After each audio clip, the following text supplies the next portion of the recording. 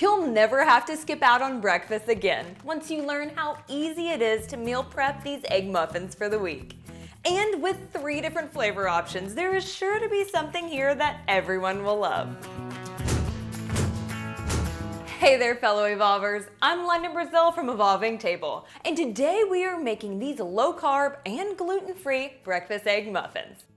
You'll learn how to make a simple scrambled egg base, which you can then load up with tons of scrummy fillings, as well as the best type of muffin pan to use so they don't become a sticky egg mess. Totally has happened. So if you're ready to get to cooking, then come on in and let's get started. Preheat your oven to 350 degrees. While that's heating up, we'll go ahead and start off with that scrambled egg base. For this recipe, you're going to need 10 large eggs in order to make 12 muffins.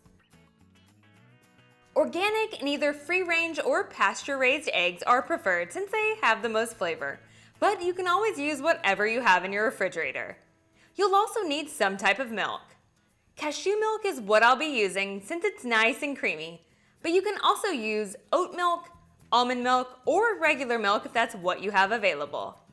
Grab a large bowl with a spout or a measuring cup that's at least 4 cups.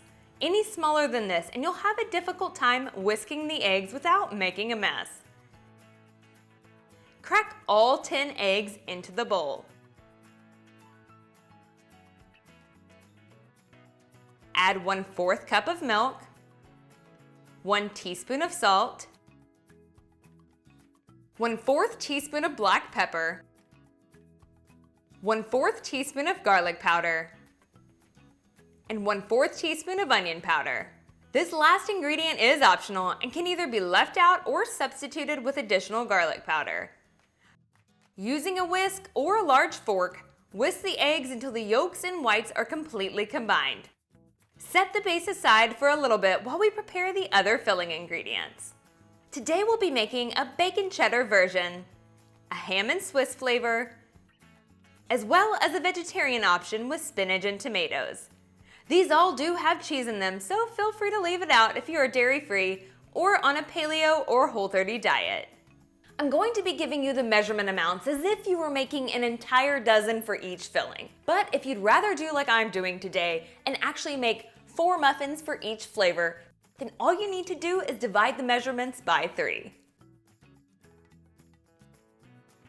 For the bacon and cheddar, you can either cook whole bacon strips in an air fryer and then crumble them up afterwards, or cook cut bacon pieces in a skillet. To cook it in a skillet, first cut 5 strips of bacon into bite-sized pieces. Place a medium-sized skillet over medium heat. Cook bacon pieces for 7 to 8 minutes, stirring occasionally. Remove the cooked bacon pieces and place on a paper towel-lined plate to drain. Next, finely chop some curly leaf parsley until you have 1/4 cup. And measure out 3/4 cup of cheddar cheese. For the ham and Swiss muffins, trim and remove the edges from 1/4 pound of deli ham. And then cut it into 1/4 inch cubes. When you're getting the ham at the deli counter, make sure you ask them to cut it pretty thick. About a 9 or a 10 on most deli scales should do it. Finely chop fresh chives until you have 1/4 cup. You can also substitute with green onions. Measure out 3/4 cup of shredded Swiss cheese. Mozzarella cheese may also be used. And last but not least, the spinach and tomato muffins. Grab around 3/4 cup of spinach leaves and then cut them into thin slices about 1/4 inch thick. Cut 3/4 cup of cherry or grape tomatoes into quarters.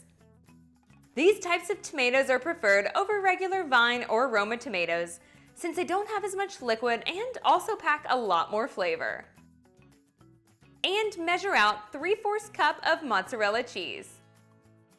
Now that all of our ingredients are prepped, it's time to start filling up our muffin pan. One of the biggest obstacles most home cooks run into when they're making egg muffins is that they end up sticking all over that muffin tin.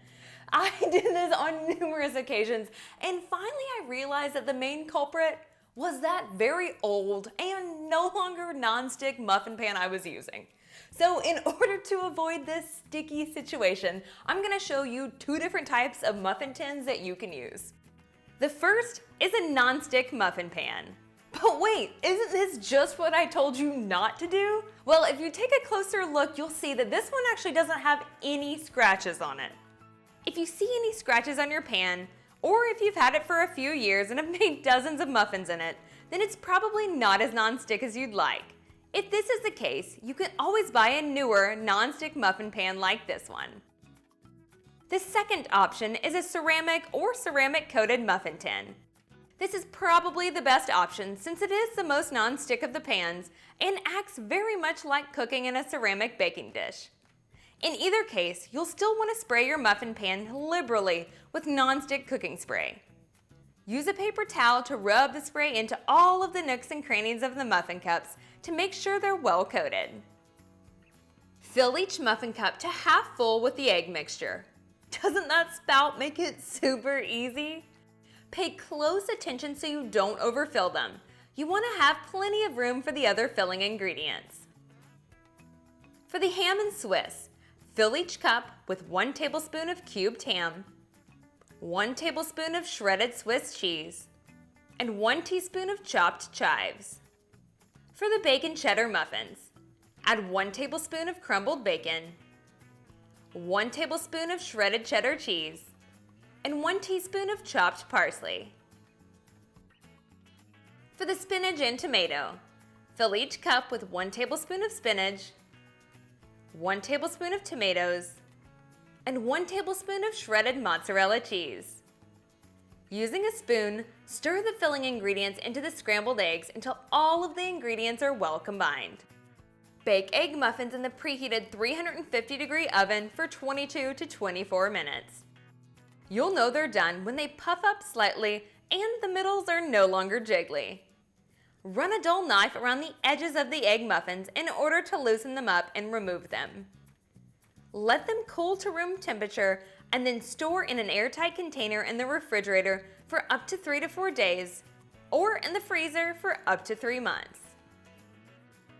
Or you can serve them up straight out of the oven with a sprinkle of fresh herbs.